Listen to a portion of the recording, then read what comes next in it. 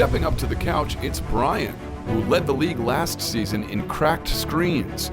But with his new athletic case, it looks like that won't be the case. Touchdown, Brian!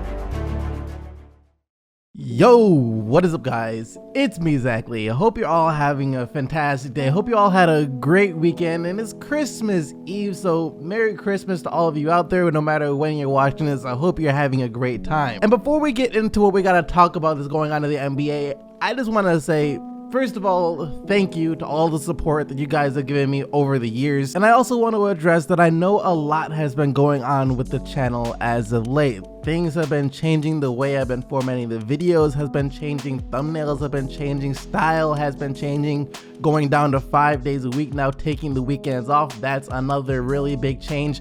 There's just been a lot of changes going on with this channel. I know a lot of you have been confused and maybe don't like a lot of the changes that you're seeing. And I really want to apologize for that. And I guess the whole reason that I've been making these changes is basically because honestly, I've been trying to find my passion for this again. And it sucks to say that, but somewhere along the line, I really lost my passion for making videos. It felt more like a responsibility, a chore, something that I had to do, as opposed to something that I wanted to do when I first started and for most of my YouTube career. I mean, it got to the point where, honestly, I don't really like watching my own videos that much because I don't feel connected to them anymore. I feel like I sometimes make them just to get them up, just because I put that pressure upon myself to make a video every day up until now, where I only make a video 5 days a week. And I love you guys. I love everyone that watched my videos. I love everyone that has showed me support at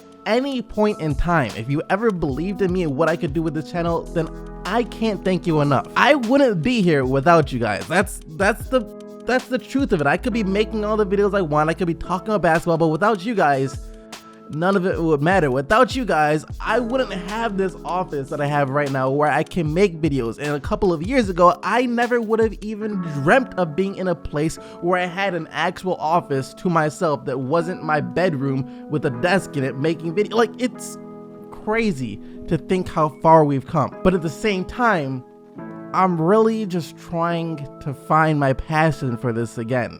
And that's why you've been seeing so many changes. And even though I'm saying this, you might think that I might be closer to finding that passion back again, finding that spark where I can really put a lot more effort into this channel, but I haven't. And that's not to say that I don't put any effort into this channel, because I do, but it's like the effort I put in, I no longer enjoy like I used to. Once again, it feels more like a chore or a job or something that I'm required to do, as opposed to something that I really want to do. I used to wake up every day super excited about making a video. Nowadays, I kind of have to drag myself out of bed. And when I first started YouTube, I'm doing the things that I looked at other YouTubers and wondered why on earth they were doing that, and I swore to myself that I'd never become that type of person. However, now that I've been looking back at it, I have definitely become the person that I said I was never going to be, which sucks. I really want to find my passion again. I really do, because I love this platform. I love being able to talk about basketball with you guys. It's just something's been missing, and I'm not quite sure what it is. Anyways, I've been going on for long enough. Just had to give you guys an update of where I'm at, where this channel is at. Once again,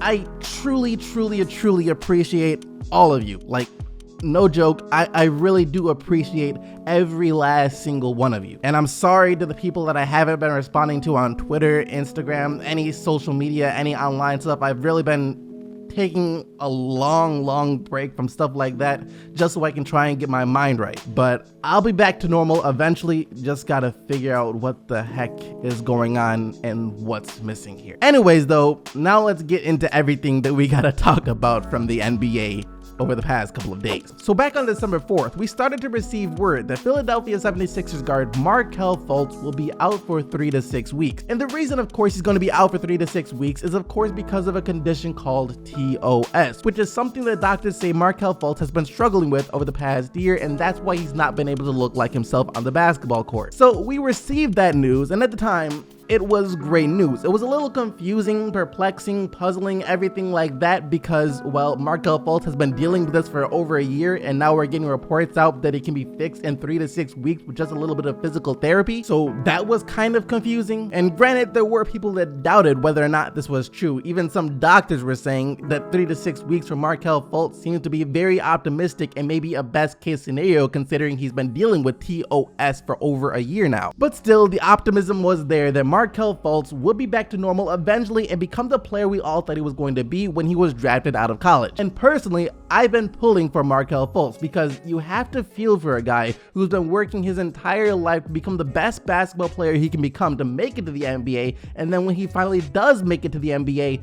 he starts going through this, where now he can't even do what he's been doing his entire life. That's completely messed up, and I wouldn't wish that upon anyone. So that's why I personally am hoping that Markelle Fultz is going to come out of this an even better person than he was before it. But all of that being said, we did get another update on Markelle Fultz this weekend, and it's not a very good one. And it comes from Sixers general manager Elton Brand, as over the weekend, he was asked whether or not he believes Markelle Fultz will even play again this year, and this is what he had to say. Markelle, do you think he's going to play this season?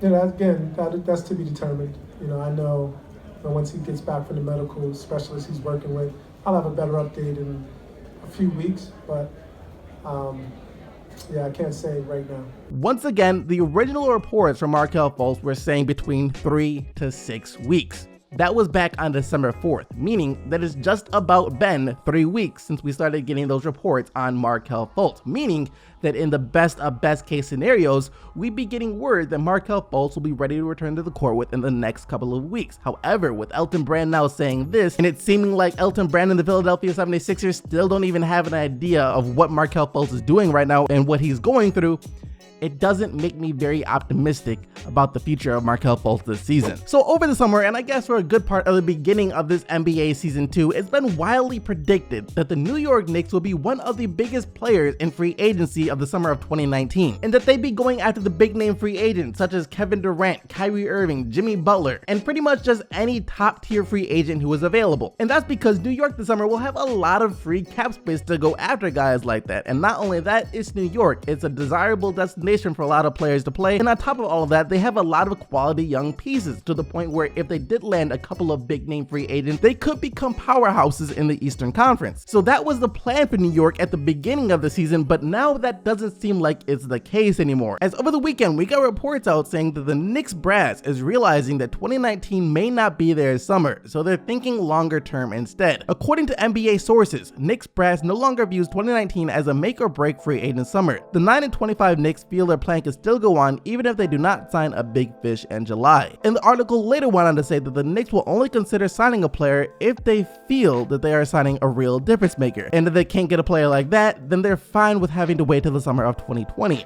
or just keeping the cap space open in general to make a trade for a star down the line. And even though I think some Knicks fans might be disheartened to hear that their team might not be able to turn around after this summer and might not become one of the best teams in the Eastern Conference after the summer, I have to say that I really like this approach that the New York Knicks are taking. And that is because as a team, the New York Knicks still don't even know who they are yet. They don't have an identity, they barely have their rotations figured out, and the young players that they have clearly still need a lot of time to develop. Whether that be Frank Ntilikina, Kevin Knox, Emmanuel Mudiay, or Mitchell Robinson, all of their young players still need to do a lot of developing before they're even ready to think about making the playoffs. And not to mention, the New York Knicks still have to see how this team they have right now is going to match with Kristaps Porzingis when he comes back from his injury. So there's no point of rushing this process at all if you're the New York Knicks, because adding a star player or two should come after you see how the rest of your team is going to develop and how they're going to play, their play style. After all of that, you can look at your team and evaluate what it is that you're missing, and if any star players are available that fits the needs of what your team needs,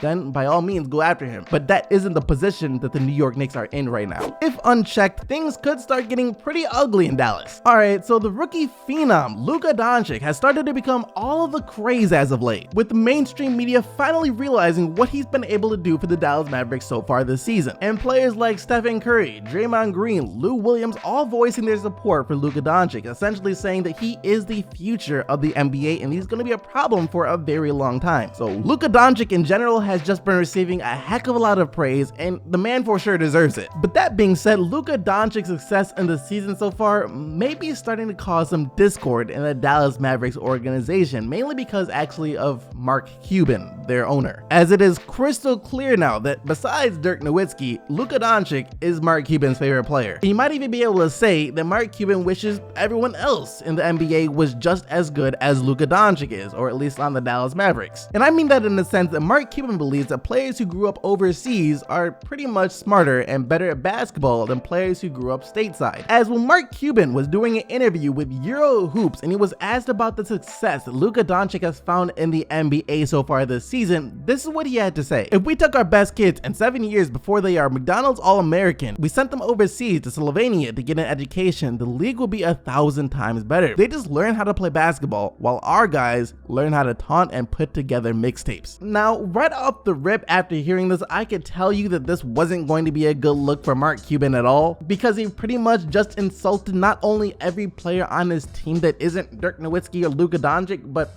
every other player in the NBA that isn't from overseas. And upsetting the player base generally isn't a good idea, and it seems like that might have been the case, as one of Mark Cuban's own players, matter of fact his highest paid player on the roster, I believe, Harrison Barnes, took some exception to what Mark Cuban had to say, as he responded to Mark Cuban the other day by saying, "As a statement, I don't agree with it. As a joke, I don't find it funny. And frankly, I think it doesn't reflect what makes the NBA special. The great thing about our league is that players come from all over the world. We are raised in every background imaginable and bring unique perspectives because of it. We should celebrate that." And of course, after this made national headlines, Mark Cuban did start taking some heat for it. Not just from players, but from fans as well, with some fans saying that Mark Cuban was taking shots at the African American community and how they raise their kids. And you already know that Mark Cuban was going to have to respond to this, as he tweeted out, "I'm not shading any culture. I think the AAU is awful, something I have been saying for years.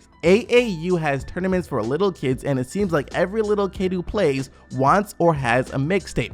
You should see what I get sent." Now, some of you might see this as backpedaling and Mark Cuban now putting the blame on the AAU, and you might be right, but you also might be wrong. But in general, this is also just a perfect example of why it is so important to pick what you say carefully, choose the right words to try and get across your point. Because if in that interview, Mark Cuban was dogging on the AAU and was making it crystal clear that he doesn't agree with the way the AAU tries to bring up players, with focuses on championships, winning awards, an individual over team performance, and actually just playing the game of basketball, this would have been a non-story. But when he starts talking about getting them an education, taunting, and mixtapes, well, it's very easy to see how that can be interpreted the wrong way. Because honestly, when Mark Cuban said mixtapes, my mind immediately went to all of these new NBA players who are trying to make their side hustle rapping. Anyways guys, that is going to do it for this video. Thank you so much for watching. Here are your updated standings, and once again, just thank you for watching. Thanks for all the support. I really appreciate it. But that being said, tomorrow's Christmas, so I'll be back here Wednesday. And until then, I'm out of here. Peace!